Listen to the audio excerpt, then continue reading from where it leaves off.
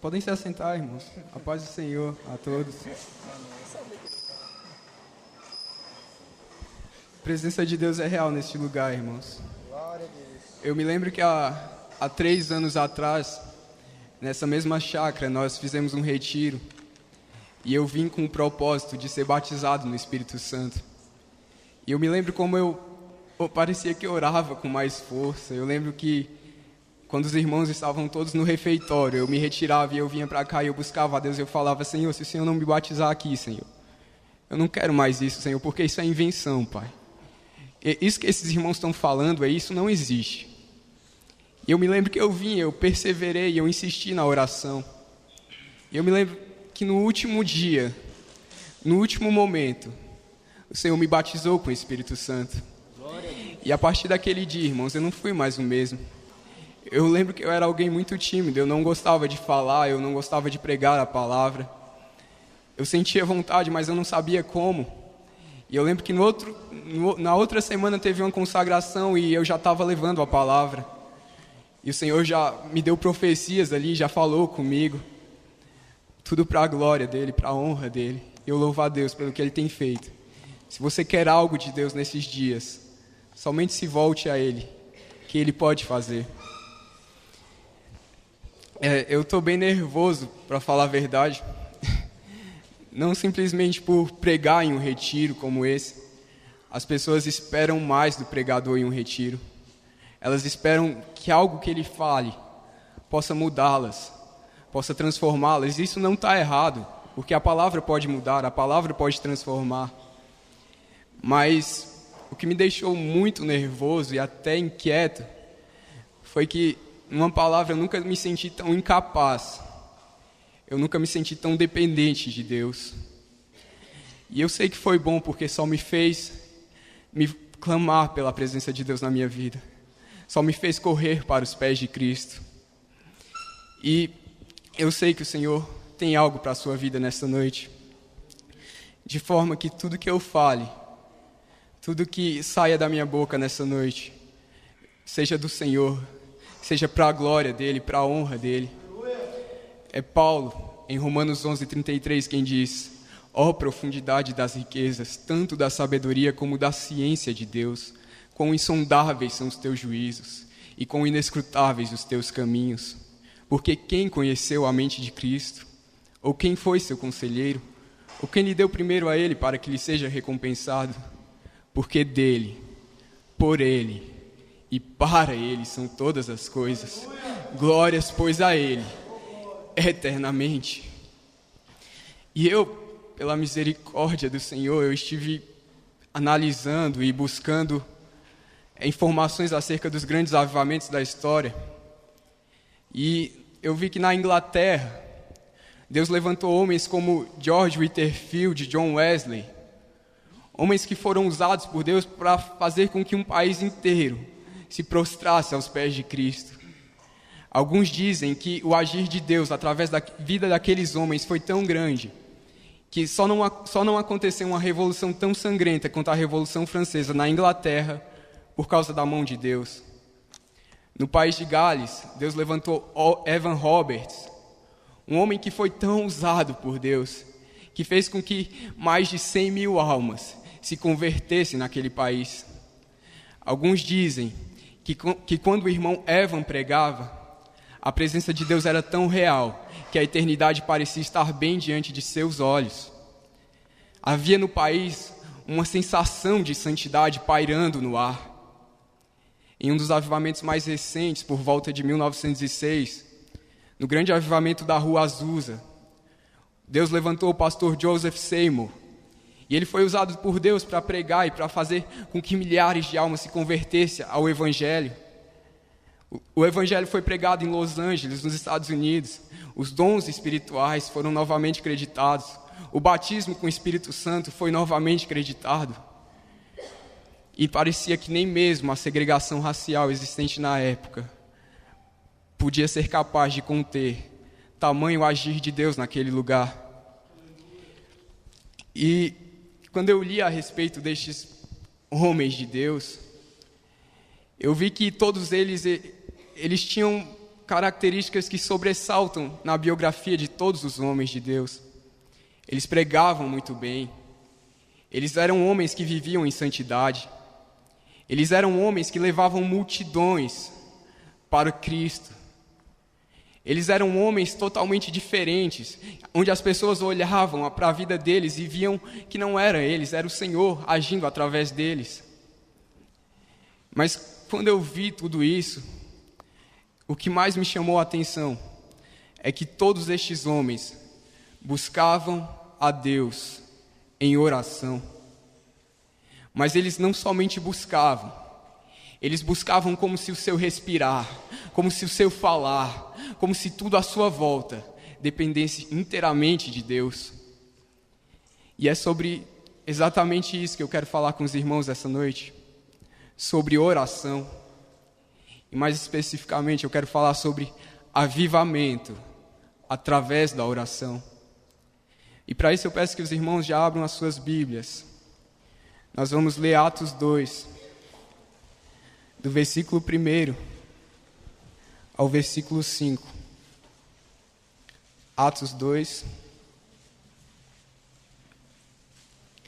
versículo 1. Um texto bastante conhecido. Diz assim a palavra de Deus: cumprindo-se o dia de Pentecostes, estavam todos reunidos no mesmo lugar. E de repente veio do céu um som, como de um vento veemente e impetuoso, e encheu toda a casa em que estavam assentados. E foram vistas por eles línguas repartidas como que de fogo, as quais pousaram sobre cada um deles. E todos foram cheios do Espírito Santo e começaram a falar em outras línguas, conforme o Espírito Santo lhes concedia que falassem. E em Jerusalém estavam habitando judeus, varões religiosos de todas as nações que estão debaixo do céu. Amém.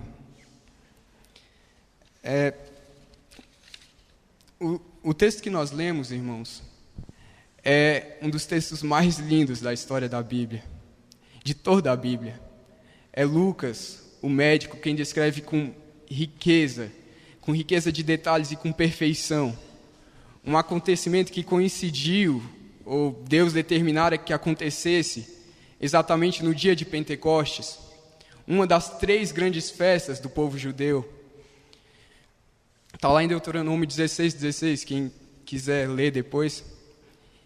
Mas o dia de Pentecostes, ele era também chamado de festa das semanas, porque durante exatamente 7 semanas, o povo judeu peregrinava até Jerusalém para oferecer sacrifício e culto a Deus, em agradecimento às primícias dos grãos. E quando eu li a respeito disso, eu vi que aquela tinha sido a data escolhida por Deus para cumprir a sua promessa. Quando nós vamos para Joel, capítulo 2, verso 28, o Senhor fala por intermédio do profeta e ele diz: e há de ser que naqueles dias derramarei o meu espírito sobre toda a carne. Os vossos filhos e vossas filhas profetizarão. Os vossos velhos terão sonhos. Os vossos jovens terão visões. E também sobre os servos e sobre as servas, naqueles dias, derramarei o meu espírito. Quando nós vamos para Lucas, capítulo 3, verso 16, onde o povo indagava em seus corações e perguntavam se João Batista era o Cristo que havia de vir. E João Batista, percebendo aquela situação, olha para o povo e diz: ei, eu batizo com água, mas vem aquele que é mais poderoso que eu, aquele que eu não sou digno de desatar a correia das sandálias. Este vos batizará com Espírito Santo e com fogo. João Batista, irmãos, apontava para Jesus, aquele que era Deus, mas não teve por usurpação ser igual a Deus. Antes abriu mão da sua glória e habitou entre nós. E conheceu as nossas fraquezas, conheceu as nossas limitações, sentiu as mesmas agonias, as mesmas aflições. O Jesus que foi escarnecido, que foi rejeitado pelo seu próprio povo. O Jesus que carregou sobre ele o meu e o seu pecado. O Jesus que sofreu a separação total do Pai, tamanho o peso dos nossos pecados. É quando ele brada na cruz: Eli, Eli, lama sabachthani, que é exatamente Deus meu, por que me desamparaste? Jesus já começava a sentir o tamanho do peso. Por nos amar, irmãos, ele foi capaz de se entregar. Tudo para que a dívida fosse sanada, tudo para que o preço fosse pago. Por nos amar, ele foi capaz de sofrer a pior morte da época, a crucificação, que era destinada somente aos maiores malfeitores da época. Tudo por amor a nós. E quando nós vamos para Lucas, capítulo 24, verso 49, Jesus dali, após ter morrido e ressuscitado, e ao terceiro dia ter ressuscitado, e muitos terem sido testemunhas daquele fato, porque Jesus apareceu a cada discípulo, Jesus apareceu a Pedro, Jesus apareceu às mulheres, Jesus apareceu ao incrédulo Tomé, tudo para que lhe servissem de testemunha acerca daquilo que ele tinha feito. E no espaço de 40 dias aproximadamente, ele apareceu a muitos. E quando nós abrimos as nossas Bíblias em Lucas, capítulo 24, verso 49, Jesus dá ali aos seus discípulos uma das últimas recomendações.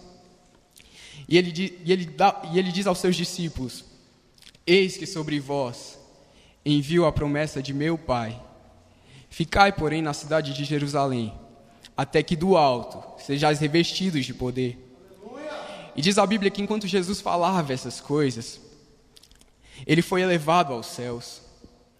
E os discípulos olhavam para Jesus subindo aos céus e, impressionados com aquela cena, e de repente se puseram junto dos discípulos 2 varões vestidos de branco, aos quais lhes disseram: por que estáis olhando para o céu? Esse mesmo Jesus, que dentre vós foi recebido em cima do céu, há de voltar, assim como vocês estão vendo ele ir. 10 dias após, irmãos, a promessa se cumpriu. O Espírito Santo foi derramado sobre cerca de 120 discípulos. Haviam muitas pessoas, muitos judeus, por ocasião da festa de Pentecostes em Jerusalém. E diz a Bíblia que se juntou uma grande multidão, e ela estava impressionada porque cada um os ouvia falar na sua própria língua, acerca das maravilhas de Deus. E eles estavam muito surpresos, mas alguns debochavam, alguns zombavam, e diziam que eles estavam bêbados, embriagados. Aí é Pedro quem se levanta. O mesmo Pedro que havia negado Jesus, agora começa a pregar. A diferença do Pedro que negou a Jesus para o Pedro que está pregando agora é que ele estava cheio do Espírito Santo, é que ele estava revestido. E ele diz: varões judeus, seja-vos isto notório, escutai as minhas palavras. Estes homens não estão bêbados, porque ainda é a 3ª hora, 9 horas da manhã. Mas isto é o que foi dito pelo profeta Joel. E Pedro, tendo discursado acerca de como intentaram contra a vida de Jesus, e como ele foi crucificado, mas havia ressuscitado, e muitos eram testemunhas daquele fato, tocou a multidão. Diz a Bíblia que o povo se voltou para Pedro e perguntavam: o que faremos? O que faremos? Aí Pedro diz: se arrependam e sejam batizados em nome de Jesus Cristo para perdão dos vossos pecados, e recebereis o dom do Espírito Santo. Sabe o que eu acho mais lindo nisso tudo, irmãos? Nessa obra de Deus, nessas coisas grandiosas, no cumprimento da promessa, é que muitos podem dizer que aquele fato era somente para aquele dia, que o batismo com o Espírito Santo não existe mais, que os dons espirituais eram só para a igreja primitiva. Mas é o mesmo Pedro, irmãos, tomado pelo mesmo Espírito, em Atos capítulo 2, verso 39, que diz: porque esta promessa diz respeito a vós, a vossos filhos, a todos que estão longe, a tantos quantos Deus, nosso Senhor, chamar. Se você foi chamado por Deus, irmãos, e eu sei que você foi, a promessa é para a sua vida.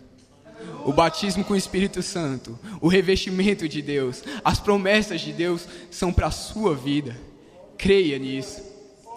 E diz a Bíblia que naquele dia, aproximadamente 3.000 almas se converteram, a partir daquelas 120 pessoas.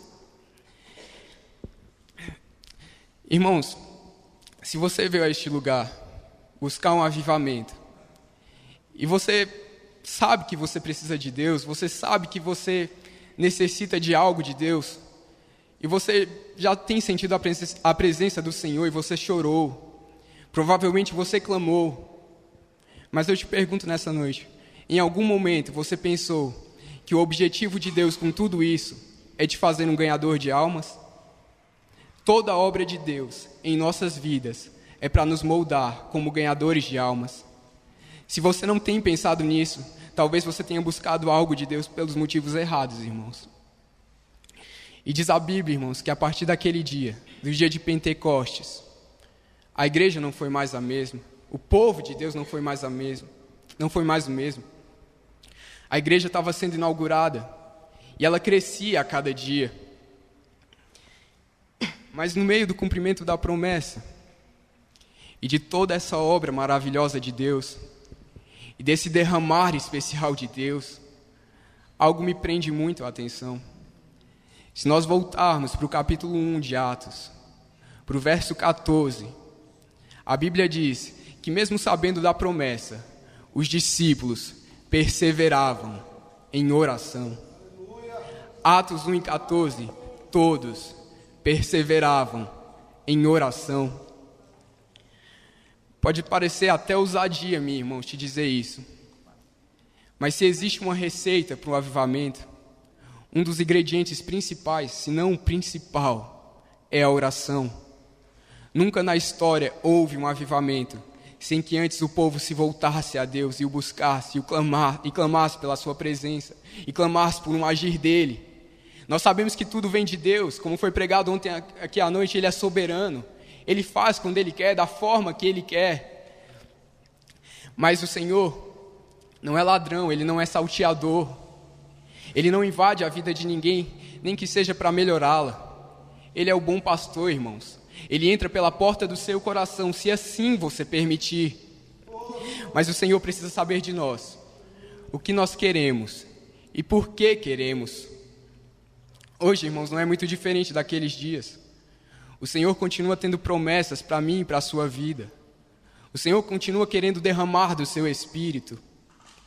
Mas as promessas de nada adiantam se não nos colocarmos em sua presença e levarmos tudo a Ele em oração. Eu não estou falando de levar uma parte. Eu não estou falando de levar aquilo que te convém. Eu estou falando de levar tudo a Ele em oração. Cada detalhe, cada plano, cada projeto, cada sentimento, cada desejo, tudo a Deus em oração. Deus, irmãos, Ele é o maior interessado em promover bênçãos materiais e espirituais, principalmente no meio do seu povo. Mas antes, nós precisamos perseverar na oração. Perseverar é justamente insistir em algo. E orar, eu podia enfeitar aqui, mas é uma coisa tão simples, é falar com Deus. Então, quando eu persevero em oração, eu insisto em manter um diálogo com Deus. Eu insisto em manter um relacionamento com Ele. Eu insisto em manter o contato com o Senhor. Isso é perseverar em oração. E quando eu leio Atos 1:14, me chama muito a atenção, porque Jesus estava há tão poucos dias com seus discípulos. Há tão poucos dias atrás, Ele estava ensinando acerca da sua vontade, acerca do seu reino. Há tão poucos dias atrás, os discípulos viram a sua obra, aquilo que Ele podia fazer, ouviram do Mestre aquilo que Ele queria conosco. Mas quando nós vamos para Atos 1:14, eu vejo que para os discípulos, aquilo não bastava. Eles não podiam perder o contato com o Mestre. Eles não podiam deixar de aprender com o Senhor. Apesar da distância aparente do Mestre, ter estado com Jesus não era o suficiente, eles precisavam estar com Jesus. E por isso eles perseveravam em oração. Talvez esse seja o meu e o seu maior defeito. Nós achamos que porque nós vamos a uma vigília, nós não temos mais nada para falar com Deus. Porque tudo que nós tínhamos para falar, nós já colocamos diante dele. Nós achamos que ao ir a um culto, nós já nos saciamos dele e não precisamos dele para o resto da nossa semana. Nós nem sequer nos lembramos da sua palavra, nem sequer oramos e nos voltamos a ele.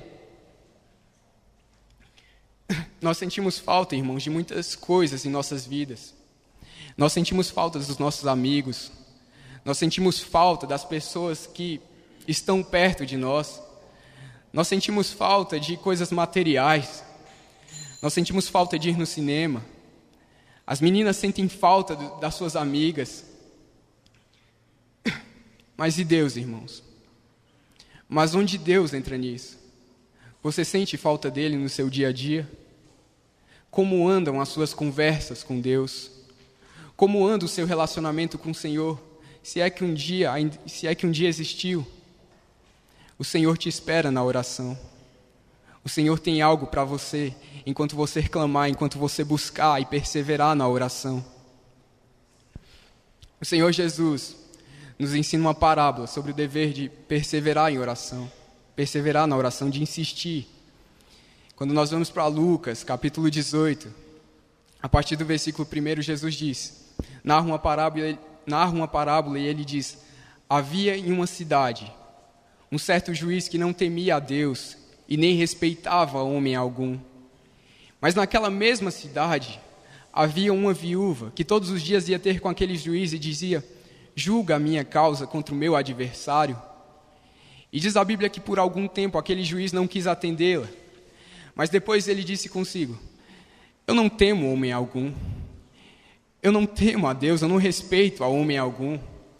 Mas como essa mulher me importuna, eu vou atender a ela, eu vou julgar a causa dela, para que ela não venha e me moleste mais e continue me incomodando.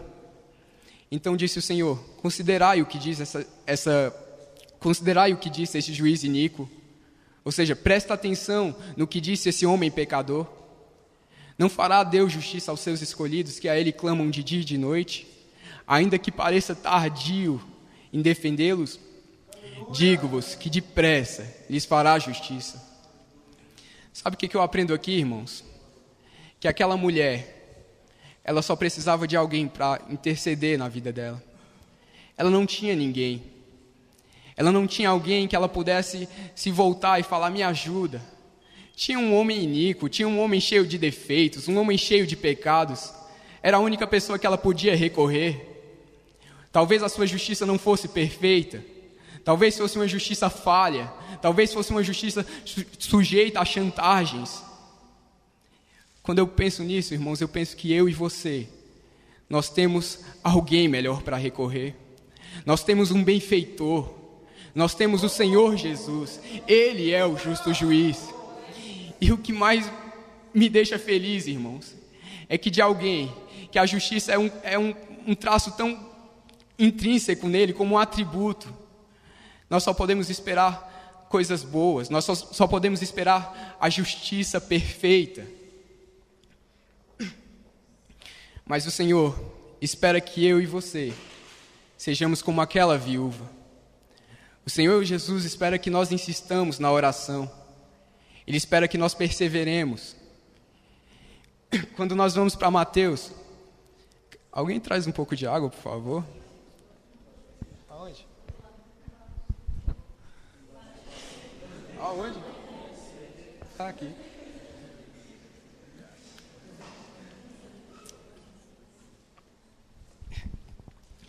Quando nós vamos para Mateus, capítulo 7, versículo 7, é um texto bastante conhecido, mas o Senhor diz assim: pedi e dar-se-vos-á, buscai e achareis, batei e abrir-se-vos-á.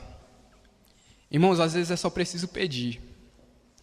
Mas e se pedir não for o suficiente? O Senhor espera que nós o busquemos. Mas e se buscar não for o suficiente? O Senhor espera que nós batamos. E o que é o bater, irmãos? Se não perseverar na oração, se não insistir com Deus. Porque enquanto você insiste na oração, Ele vai te moldar. Enquanto você insiste na oração, Ele vai te transformar. Ele vai lavar aquilo que precisa ser lavado. Enquanto você insiste, Ele vai te fazer mais parecido com Ele. Mas Ele espera que você se ajoelhe, que você clame pela presença dEle, que você continue a buscar a sua face. O Senhor quer ter conosco mais do que encontros casuais. Talvez você tenha chegado neste retiro e você passe a tarde ali se divertindo. Isso não é pecado, é bom. Mas eu quero te perguntar, quantas vezes enquanto você estava ali brincando, se divertindo, você pensou em como seria o culto? Quantas vezes enquanto você estava ali em cima, você pensou no que Deus poderia fazer nessa noite? Nós precisamos perseverar, nós precisamos continuar pensando em Deus, nós precisamos continuar centrados na Sua palavra. O Senhor quer que nós tenhamos um relacionamento mais íntimo com Ele. Não essa coisa que nós temos tido, não esse ritual que nós temos feito. O Senhor, Ele é misericordioso, Ele é bom, mas Ele espera que realmente nós tenhamos um compromisso verdadeiro com Ele. Quando nós vamos para o Velho Testamento, a Bíblia narra a história de um homem chamado Daniel. Está lá no livro de Daniel, capítulo 6, verso 10. E o Senhor diz, e em Daniel diz que 3 vezes ao dia, diz assim, 3 vezes ao dia, se punha de joelhos e orava e dava graças diante do seu Deus, como costumava fazer. Está falando de Daniel, irmãos. Daniel, ele era alguém que perseverava na oração. Ele era alguém que pegou a oração e implantou na vida dele. Sabe, como nós tomamos banho todos os dias, como nós escovamos os dentes 3 vezes ao dia, eu espero. Daniel pegou a oração e falou, não importa o que eu tenho para fazer. Daniel era o 3º no governo da Babilônia, irmãos. Eu te pergunto, será que ele era importante? Será que se ele não fizesse algo bem feito, um reino todo poderia entrar em colapso? Será que ele não tinha pessoas que dependiam dele? Será que ele não precisava fazer coisas que ocupavam muito o seu tempo? Mas ele implementou a oração como algo necessário. Ele entendeu que sem orar ele não poderia fazer nada. Ele entendeu que sem oração ele não poderia triunfar naquele reino. Irmãos, nós precisamos entender que perseverar em oração não é algo que nós fazemos o tempo todo. Perseverar em oração é uma disciplina aprendida. Você tem que plantar a oração como algo necessário para a sua vida, como algo totalmente necessário para que você tenha vida espiritual. Há muitas pessoas aqui que estão morrendo porque não buscam a Deus. Há muitas pessoas aqui que estão como aqueles ossos secos porque deixaram de clamar pela sua presença, que se deixaram vencer pelo pecado, que se deixaram vencer por aquilo que o inimigo tem tentado lançar em suas vidas, porque não buscaram forças em Deus, porque não clamaram pela sua presença, porque não tinham vida de oração, porque não quiseram perseverar e insistir naquilo que Deus tem para elas. E eu penso nisso, irmãos, porque às vezes é difícil tirar tempo para Deus, né? A gente tem tanta coisa para fazer, a gente tem trabalho, a gente tem faculdade, tem cursinho, a gente tem inúmeras tarefas a realizar. E você já se perguntou que sem Deus você não faria nada disso? Você já pensou, em algum momento você pensou, se eu tenho um emprego é porque Deus que deu. Se eu durante a minha semana trabalhei foi porque o Senhor abriu a porta. Se eu faço isso, se eu respiro, se eu consigo andar, se eu tenho um alimento na minha casa é porque o Senhor tem dado. Agora, é difícil, né, irmãos? A gente chega domingo pela manhã, tem consagração, tem escola dominical, mas aí nós pensamos, eu trabalhei a semana toda e todos os dias eu acordei cedo, por que eu vou acordar cedo logo hoje para ir para orar, para falar com Deus? Elas se esquecem de que Deus deu o resto da semana para elas. Elas se esquecem que Deus deu tudo para elas no resto da semana. Você trabalhou, não trabalhou? Nada de mal aconteceu com você. Você fez coisas, você comeu, porque o Senhor te deu alimento. E nós nos esquecemos disso. Nós nos esquecemos que o Senhor, Ele é um Deus de graça e de misericórdia que tem nos concedido tudo em nossas vidas. Em outra ocasião, a Bíblia relata que Daniel esteve triste por 3 semanas. Daniel jejuou por 3 semanas e buscou a Deus em oração, porque ele esperava de Deus uma resposta. E de repente um anjo do Senhor aparece a Daniel com a resposta. Está lá em Daniel 10:11. E eu gosto da expressão que o anjo usa para com Daniel. Ele olha para Daniel e diz: Daniel, homem muito amado. Algumas traduções dizem: Daniel, homem muito desejado. E o relato bíblico conta que Daniel desfaleceu, Daniel tremeu, mas o anjo do Senhor tocou em Daniel e disse: não temas, Daniel, porque desde o primeiro dia que aplicaste o teu coração a compreender e a humilhar-te perante o teu Deus, as tuas palavras são ouvidas, e eu vim por causa das tuas palavras. Eu gosto desse texto, irmãos, e mexe muito comigo, porque demonstra exatamente a fidelidade de Deus para quem tem fidelidade, para quem é fiel para com Ele, para quem o busca na oração, para quem persevera em ter um relacionamento com o Senhor, para quem não desiste. O Senhor, Ele trata você de uma maneira diferente se você tem uma vida e um compromisso maior com Ele. Quando nós o buscamos de uma forma maior, de uma forma mais profunda, o Senhor revela para nós os seus segredos.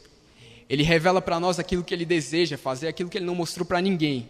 Ele quer mostrar para você. Aquilo que Ele não fez na vida de ninguém, Ele quer fazer na sua vida. Mas antes, você precisa continuar nas suas orações. Você precisa continuar em ter um relacionamento com Ele. E eu acho linda a expressão que Deus usa para Daniel. Ele diz: homem muito amado, homem muito desejado. E nós pensamos, não, é porque Daniel, ele se separava do mal, é porque ele assentou no seu coração não se contaminar com as iguarias do rei. Nós pensamos, não, é porque Daniel, ele tinha uma vida de perseverar na oração, porque ele se separava do mal. Mas o Senhor, irmãos, Ele é tão misericordioso, e Ele é tão gracioso, que Ele olha para mim e para você e é capaz de falar: filhos muito amados, filhos muito amados. Nós podemos não ter compromisso com o Senhor, mas Ele tem conosco. Ele é fiel, ainda que nós não sejamos. Ele continua a nos amar, Ele continua a ter algo para a sua vida. Creia nisso. A oração, irmãos, que produz avivamento, é a oração perseverante. E quem persevera em oração, torna-se íntimo de Deus. Quando nós vamos para o Evangelho de Mateus, capítulo 6, versículo 6, o Senhor Jesus, Ele ensinava aos seus discípulos acerca da oração, e Ele traz um detalhe muito importante que às vezes nós nos esquecemos. Ele diz assim: e tu, quando orares, entra no teu quarto e fecha a tua porta. Ora a teu Pai, que vê o que está oculto, e teu Pai, que vê o que está oculto, te recompensará publicamente. Por que o Senhor, irmãos, Ele falou, quando você orar, você vai para o seu quarto? Eu te pergunto, por que o Senhor não pediu, ora com seu irmão, ora na sala, ora, vai para a igreja e busca a Deus lá, vai para qualquer outro lugar e busque a Ele? Por que, irmãos, Deus falou para você ir para o seu quarto? Porque o quarto, irmãos, é exatamente o lugar da intimidade. O quarto é o lugar onde as meninas não se maqueiam, onde os meninos não estão preocupados com o seu cabelo ou a roupa que estão vestidos. No quarto é o lugar onde você sonha. No quarto é o lugar onde você faz projetos, faz planos. O quarto é o lugar é o último lugar que a visita pode ir. Dificilmente alguém chega na sua casa e você leva de cara para o seu quarto, porque lá é o lugar da intimidade. E é aí, exatamente aí, que o Senhor quer entrar, na sua intimidade. O Senhor quer conhecer coisas que você não conta para ninguém. O Senhor quer saber aquilo que você não tem coragem de falar para ninguém. Aquilo que te fizeram, que foi como um trauma na sua vida e você tem vergonha, mas o Senhor quer saber, porque Ele tem interesse por você. E o grande problema é que tem pessoas que têm medo que o Senhor entre na intimidade, porque há coisas em nossa intimidade que nos envergonham, há coisas em nossas vidas que nos deixam até hoje abalados. E quando nós nos lembramos, nós falamos: ninguém precisa saber disso, ninguém precisa conhecer isso. E por isso nós temos vergonha, nós não nos achegamos a Deus e não queremos ter intimidade com Ele. Mas quando você desenvolver uma vida de oração e buscar intimidade com Deus, irmãos, Ele vai curar os seus traumas. Ele vai curar aquilo que te fizeram, aquilo que falaram para você. Porque o nosso Deus é assim. Ele tem prazer em lavar o seu povo, em transformar. Irmãos, Deus olha para o vaso quebrado e faz de novo. Deus é capaz de olhar para você tão cheio de defeitos, tão fragmentado, talvez tão magoado, tão rebelde com as coisas dele, e olhar para você com olhar de amor e falar: filho muito amado, você ainda é especial para Deus. Talvez você tenha feito algo que o magoou, talvez você tenha se voltado para outras coisas, mas o Senhor continua no mesmo lugar e Ele te espera na oração. Ninguém, irmãos, ninguém se casa depois de um dia de namoro. Antes é preciso analisar a vida das pessoas. Antes é preciso conhecer um conhecer o outro. Antes é preciso você saber aquilo que te agrada, aquilo que não te agrada. Antes você precisa apresentar àquela pessoa aquilo que você gosta de fazer. E se os dois entrarem em comum acordo, aí sim eles se casam. Com Deus não é diferente.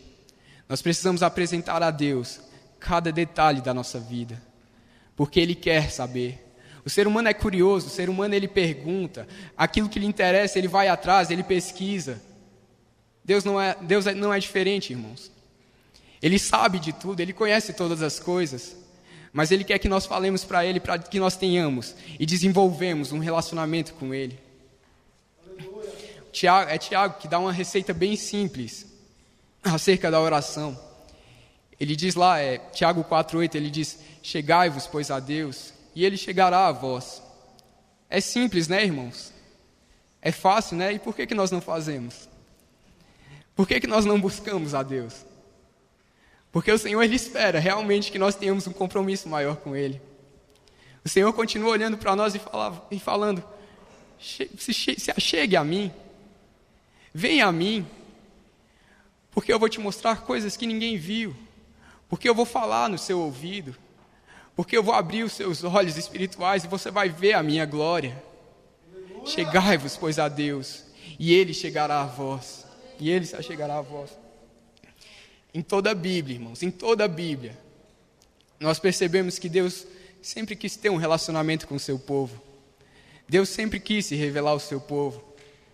No Gênesis capítulo 3, Ele chamou Adão.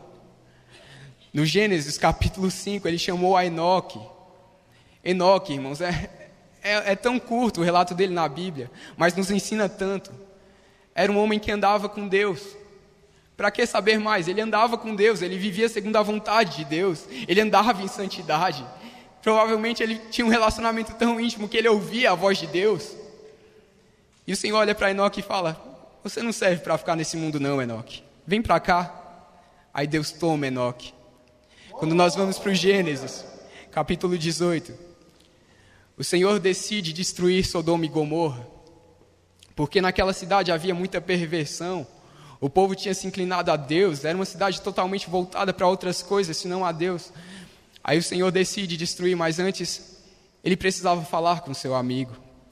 Eu gosto da expressão que Deus usa, Ele diz assim: ocultarei eu alguma coisa a meu servo Abraão?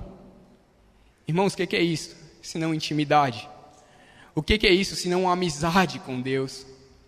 E o Senhor quer nos fazer assim, o Senhor quer ser o nosso amigo. Talvez você esteja aqui essa noite e você tenha se frustrado com muitas pessoas. Talvez você diga, não, aquela pessoa eu posso confiar, aquela pessoa eu ainda posso compartilhar alguma coisa. Não, irmãos, o Senhor quer ter amizade com você. Faça do Senhor o seu amigo, faça do Senhor a prioridade na sua vida, busque intimidade com Ele. Quando nós vamos para o Êxodo, capítulo 33, o Senhor mostra a sua glória a Moisés. Quando nós vamos para Números 12, onde ali relata uma história que Moisés tinha tomado para si uma mulher cuxita.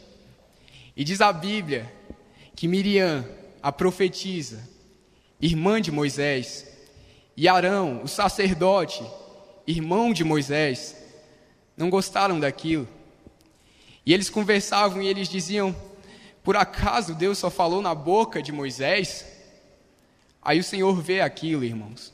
Aí o Senhor manda chamar Moisés, Miriam e Arão.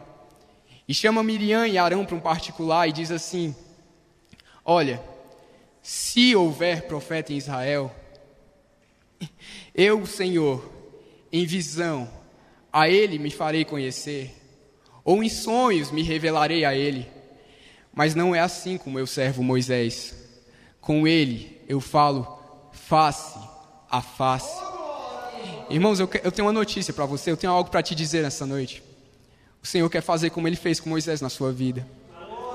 Talvez você se coloque de joelhos e diga, eu não escuto a voz de Deus, eu não consigo ter algo de Deus. Mas o Senhor quer fazer, Ele quer ter uma intimidade com você tão grande, tão profunda, que você escute Ele falando, que você escute Ele dizendo o que você tem que fazer, para onde você tem que ir. Mas o que me deixa triste, irmãos, é que há pessoas aqui que nem conhecem a voz de Deus. Há pessoas aqui que nem sabem quando Deus está falando. Deus está falando com ela, Deus está mostrando, Deus está falando, está errado, muda. Não é assim que eu quero. E ela está, não, Deus. Mas se chegar alguém e falar, você vai ser abençoada, ela, amém, recebo. Pode não ser nem de Deus, mas ela acha que é, por quê? Porque não conhece a voz de Deus. Porque não conhece o Deus que ela serve. Irmãos, o Senhor quer ter uma intimidade com a gente tão grande, que nós passamos a conhecer os seus detalhes, que nós passamos a conhecer cada característica dEle, cada atributo dEle. Eu me lembro na Bíblia que o Senhor, Ele vai mostrando exatamente isso. Ele se revela de várias formas, Ele diz aqui, eu sou Jeová Rafa, eu sou o Deus que cura. Para Abraão Ele diz, eu sou Jeová Jireh, o Deus da provisão. E o Senhor quer fazer assim com você. Cada dia Ele quer te ensinar alguma coisa. Olha, aqui eu posso mudar isso. Aqui eu faço isso. Aqui eu opero dessa forma. É isso que o Senhor quer fazer para a sua vida, irmãos. Na sua vida. Irmãos, às vezes as pessoas olham para o pastor da igreja, e elas falam assim, o pastor só está falando isso porque ele conversa com algumas pessoas na mocidade, porque ele conversa com algumas pessoas na igreja, e essas pessoas, elas devem ter falado isso para o pastor, e é por isso que ele está falando isso comigo, é por isso que ele está falando isso no altar. Não é não, irmãos.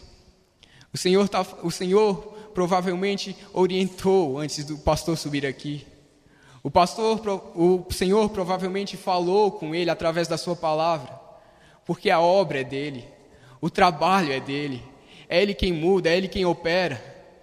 Não olhe para o seu pastor e diga, ele só fala isso porque ele quer me atingir. Mas veja como alguém que está sendo usado por Deus para acrescentar na sua vida, para te transformar, para que você endireite os seus caminhos. Conheça a voz de Deus. O Senhor pode falar conosco de várias formas. O Senhor pode se revelar a nós de milhares de formas.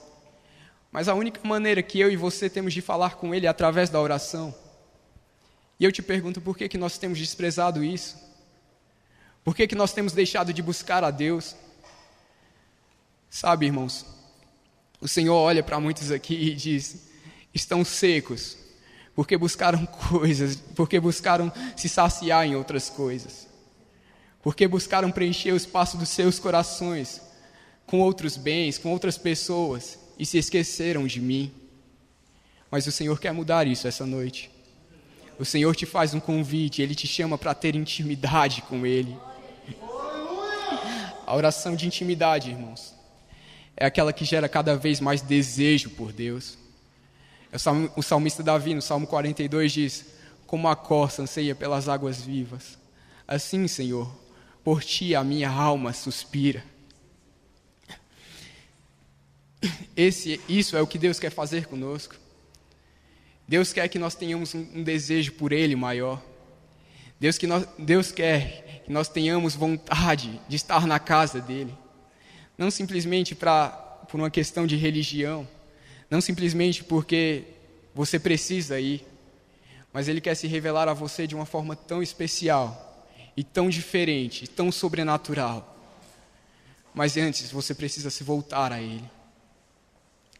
Quando no começo eu citei alguns homens de Deus, e quando eu olho para a vida destes homens de oração, Evan Roberts, irmãos, ele não começou a orar pedindo avivamento quando ele tinha 30 anos. Ele não começou a orar para que houvesse um avivamento no país de Gales quando ele já era maduro, quando ele já estava financeiramente estável, quando ele já tinha se casado. Sabe com quantos anos esse homem começou a buscar a Deus para que houvesse um avivamento?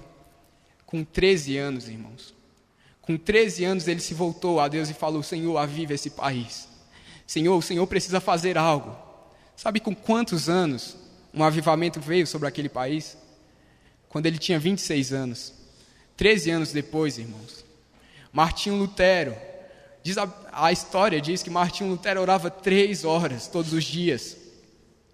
John Wesley, que eu citei no começo também, do grande avivamento da Inglaterra, orava 7 horas por dia. Por que isso, irmãos? Para que isso tudo? Porque eles entenderam que sem a presença de Deus, que sem o agir de Deus, eles não teriam nada, muito menos um avivamento, muito menos um agir de Deus. Eles entenderam que eles precisavam clamar a Deus, que eles precisavam clamar pela sua presença para que algo acontecesse. Irmãos, eu creio que todos os pregadores que subiram aqui sentiram a mesma sensação que eu. A gente não pode fazer nada. Só o Senhor pode mudar. Só o Senhor pode fazer algo aqui. Irmãos, nós dependemos totalmente de Deus. Nós dependemos totalmente daquilo que Ele pode fazer.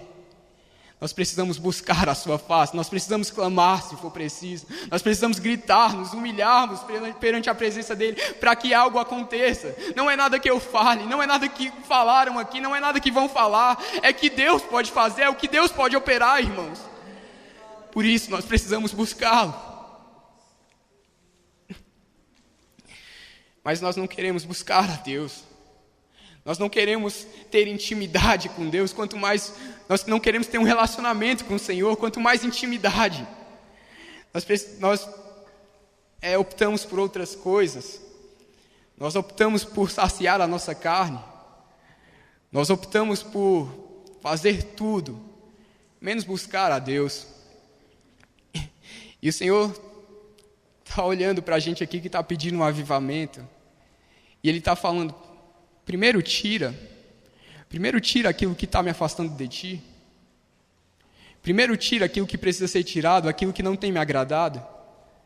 O Senhor está olhando para a gente aqui com as mãos levantadas, louvando, e está falando: eu não estou recebendo nada. Porque não tem vida comigo. Porque querem um Deus de momentos, não querem um Deus que os guie a sua vida inteira. O Senhor está olhando para pessoas aqui que têm vozes lindas. Pessoas aqui que pregam muito bem, são mais eloquentes que eu. Há pessoas aqui, irmãos, que quando eram crianças, Deus olhava para a mãe e falava: vai ser profeta, vai ganhar almas, vai ser ungido do Senhor. Através da vida dele, milhares de pessoas vão ser impactadas. Mas nunca se voltaram a Deus em oração. Nunca clamaram pela sua presença, não tem vida de oração. E se você não tem vida de oração, irmãos, o que que tem na sua vida? Não tem poder de Deus. Não tem unção, não tem nada. Irmãos, há pessoas aqui tão longe de Deus, tão distantes do Senhor. Mas o Senhor tem graça para você essa noite. Aleluia! O Senhor tem algo para fazer com você hoje. Quando eu olho para essa geração, Eu me lembro de Isaías, capítulo 1. Eu não estou falando de vocês, irmãos, eu estou falando dessa geração de crentes, eu estou falando dos jovens do Brasil, dos jovens que se dizem cristãos. Eu vou pedir para vocês que abram comigo em Isaías capítulo 1. Nós vamos ler alguns versículos.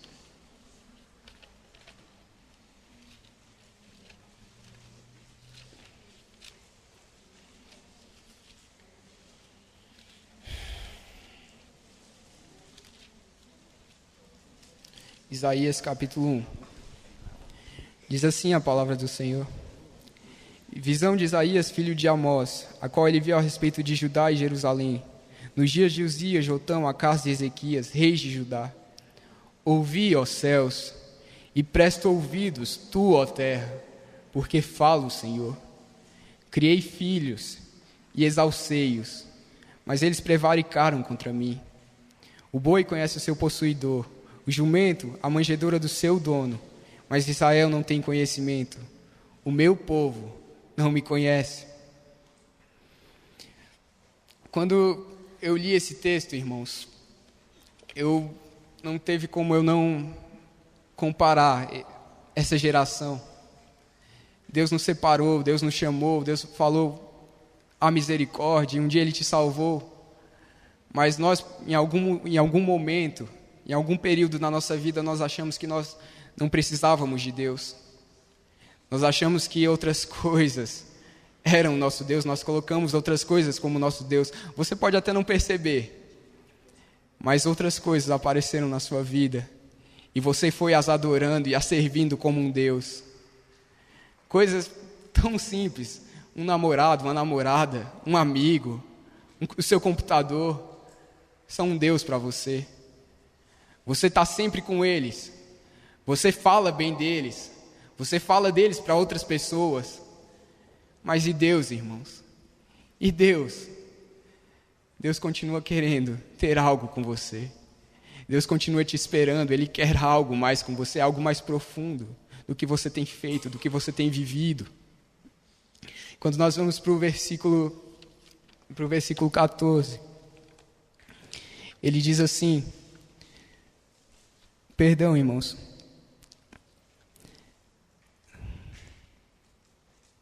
Para o versículo 12, o Senhor diz, quando vindes para comparecerdes perante mim, quem requereu isso de vossas mãos, que viesseis pisar os meus átrios?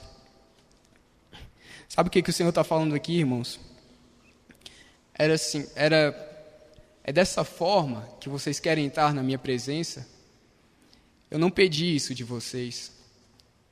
Eu não pedi que vocês viessem para a minha casa e ficassem com a mente totalmente voltada para outras coisas. Eu não pedi que vocês viessem à minha casa e ficassem no WhatsApp, no celular, pensando em tantas outras coisas, menos em mim. O Senhor te salvou pela graça e pela misericórdia, mas Ele espera de você que você tenha uma postura de abandono do pecado e uma vida de total devoção a Ele. Uma vida de servidão verdadeira. Porque enquanto nós servimos a Deus, irmãos, Ele vai mudar aquilo que precisa ser mudado em nós. Ele vai transformar a nossa vida, Ele vai mudar um pouco aqui, um pouco ali, mas tudo para te fazer mais parecido com Ele. Não pense você que ao vir para Cristo, ao estar aos pés de Jesus, nada na sua vida vai mudar, mas eu te digo que tudo vai mudar. Mas fica tranquilo que quando Deus muda, que quando Deus transforma é para melhor. Quando Deus faz, é para que o nome dEle seja exaltado, para que o nome dEle seja glorificado. Aí o Senhor continua falando, e no versículo 15 Ele olha para aquele povo e diz, algo que me preocupa demais, Ele diz, pelo que quando estendeis as mãos, escondo de vós os olhos, quando multiplicais as vossas orações, não as ouço, porque as vossas mãos estão cheias de sangue. Lavai-vos, purificai-vos, tirai a maldade de vossos atos de diante dos meus olhos, e cessai de fazer o mal. Você consegue entender esse texto, irmãos? O Senhor está falando assim, só alcança intimidade quem tira a maldade dos seus atos de diante dos meus olhos. Só alcança algo mais profundo comigo quem primeiro se arrepende. Só alcança a minha presença quem primeiro se volta a mim e clama pela minha presença, pelo meu perdão. O Senhor está falando, olha, é preciso antes mudança. É preciso antes um retorno a Ele, um retorno à sua palavra, um retorno à oração, um retorno a viver em santidade. Um abandono total do pecado. Mas o interesse de Deus pela sua vida é tão grande, que no versículo 18 ele diz: vem e me mostra, vinde a mim e arguir-me. Quer dizer, me mostra o quê?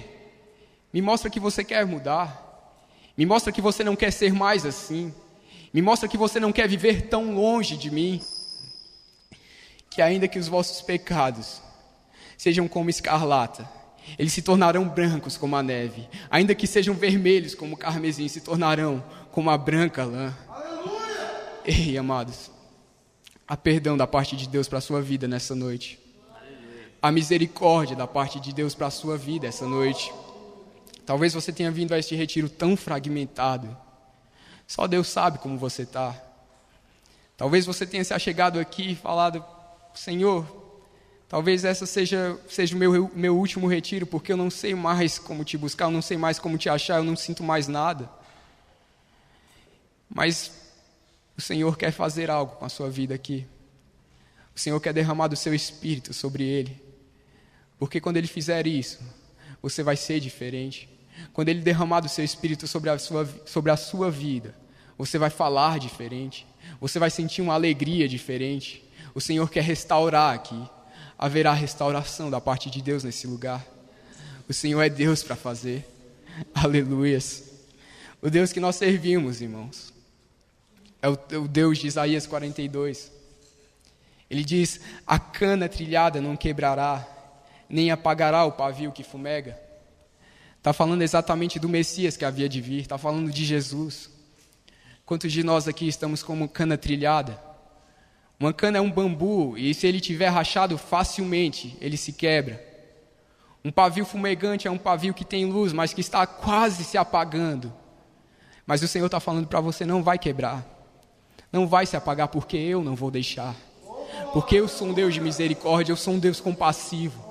E por mais que o meu povo se volte para outras coisas e busque tantas outras coisas, eu continuo com a mão estendida para eles e dizendo: vinde a mim. Vinde a mim, porque eu posso fazer coisas diferentes, porque eu posso te fazer pescador, porque eu posso moldar a sua vida e te fazer diferente. Eu já estou quase acabando. Eu peço que os irmãos abram comigo as vossas Bíblias em Hebreus, capítulo 12. Hebreus, capítulo 12.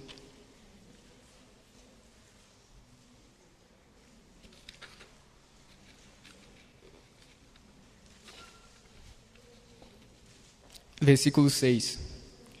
Diz assim a palavra: ora, sem fé é impossível agradar a Deus, porque aquele que se aproxima de Deus, porque é necessário que aquele que se aproxima de Deus creia que Ele existe e que é galardoador dos que o buscam. Hebreus 11, versículo 6. Sem fé é impossível agradar a Deus, porque é necessário que aquele que se aproxima de Deus creia que Ele existe, que é galardoador dos que o buscam. O Senhor, irmãos, Ele tem um compromisso tão lindo com a oração e com quem ora, que Ele promete galardão. Galardão é exatamente recompensa perante alguém. E eu quero que você pense comigo algo. Se você precisa de um emprego, e você clama a Deus, e você busca a Deus, para que uma porta se abra na sua vida, e Deus vai lá e te abençoa, é misericordioso e abre uma porta. Qual foi o galardão para isso? Não foi o emprego? Agora, se você precisa de salvação na sua casa, e você clama a Deus, você fala: Senhor, me capacita para me pregar, que eles possam ver o quanto eu sou diferente, através da minha vida eles se convertam. Aí Deus é misericordioso e vai salvando um por um na sua casa. E você vê aquele agir de Deus e você só sabe glorificar a Deus porque Deus está fazendo algo. Qual foi o galardão por você ter buscado a salvação na sua família? Não foi a salvação? Agora eu te pergunto, se nós jovens nos voltarmos a Deus, todos juntos, unanimemente, como aqueles discípulos perseveravam, e clamarmos a Deus por um avivamento, Deus não é misericordioso para nos avivar? Deus não é fiel para nos avivar? Esse é o galardão da parte de Deus para quem o busca. O Senhor Jesus, irmãos, Ele era o nosso maior exemplo de oração. Ele era o Filho de Deus, mas Ele precisava manter o contato com o Pai. Quando nós lemos os Evangelhos, nós vemos que Jesus, Ele orava sempre. Ele orou para escolher os discípulos. Ele orou no dia da transfiguração. Quando Ele precisava se entregar na cruz, antes Ele orava no jardim do Getsêmani. Quando Ele disse: Pai, passa de mim este cálice, todavia não seja feita a minha vontade, mas a tua. Jesus, Ele tinha uma vida de constante oração. Ele orou antes de entregar o seu espírito. Quando Ele olhou para aqueles homens e disse: Pai, perdoa eles, porque eles não sabem o que estão fazendo. Nós, irmãos, somos só homens, com a nossa natureza tão carnal, querendo se manifestar a todo momento. Jesus, irmãos, Ele era Deus, Ele era homem, e Ele sentia necessidade de orar. Nós somos caídos, nós somos tão cheios de pecados, tão cheios de erros, o que nos faz pensar que nós podemos abrir mão do bem mais precioso que Ele nos deixou, que é o livre acesso junto ao Pai, na oração. O que nos faz pensar que nós podemos ter uma vida totalmente longe de Deus. O que te faz pensar que você pode tomar decisões sem antes colocar nas mãos dEle. Você é dEle. E o preço que Ele pagou por você foi muito grande, foi o seu precioso sangue na cruz do Calvário. Irmãos, o Senhor quer te mudar. O Senhor quer transformar a sua vida, Ele quer te avivar verdadeiramente. Eu não sei se você consegue entender isso, mas um avivamento é justamente pegar aquilo que está tão fragmentado, tão destruído, que muitos dizem: não sai mais nada daí, e falar: haja vida. Volte à vida, porque eu, Deus, é quem faço. Eu, Deus, é quem faço a obra, é eu quem restauro, é eu quem faço o milagre. O Senhor quer restaurar o contato que Ele tinha com você. Talvez você antes buscasse a Deus, talvez você antes clamasse pela sua presença e falasse: eu não vou sair desse quarto, eu não vou sair desse lugar, enquanto o Senhor não se revelar a mim. Mas em algum momento isso se perdeu. Em algum momento você parou de clamar pela sua face. Em algum momento você deixou de buscá-lo como deveria buscar. E Jesus continua no mesmo lugar te esperando, falando: fala comigo. Só desenvolve um relacionamento comigo, porque é você que precisa de mim. É você quem necessita de mim. Eu quero ter um relacionamento com você, mas é você, filho. É você que não vive sem a minha presença. É você quem vive vazio sem mim. É você quem vive vazio sem quando eu não te encher. Irmãos, Deus tem algo para você nesta noite. Fica de pé. Eu quero orar pela sua vida. Põe a mão no seu coração.